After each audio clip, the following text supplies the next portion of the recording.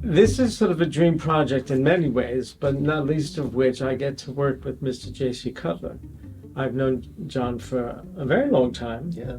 But we've never had the opportunity to work together, even though we've worked in similar venues. You know, I don't know if you feel this way, but I've been doing this acting for 40 years, and you reach a point where there are just certain things you have patience with and certain things you don't. There's certain kinds of people you want to work with and certain people you just don't really want to work with. And then you get to work with Robert Dorfman. I've always wanted to ask you this. You played Shylock at the Guthrie on Joe Dowling's production. I am a Jew.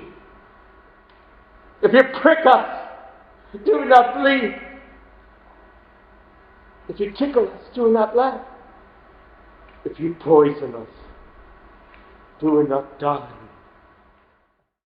How is it different? How is it the same? How does it progress into this production? I'm just curious to know. Well, in essence, The Moneylender's Daughter is a sequel to The Merchant of Venice. This play hones in on the relationship between Shylock and his daughter. I told you I don't care.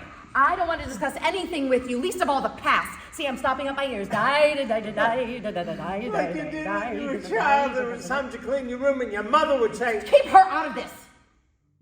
It's a year later, and Shylock returns.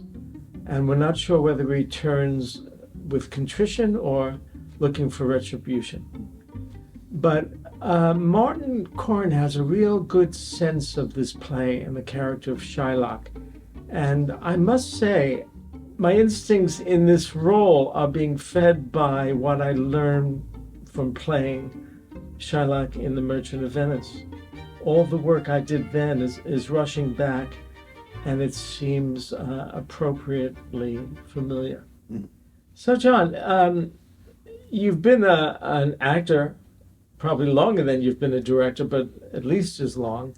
And I'm wondering what's surprising about directing other actors. I'm trying to not do any of the things that used to frustrate me from other directors, but also trying to do the things that the best directors I've ever had did, you know?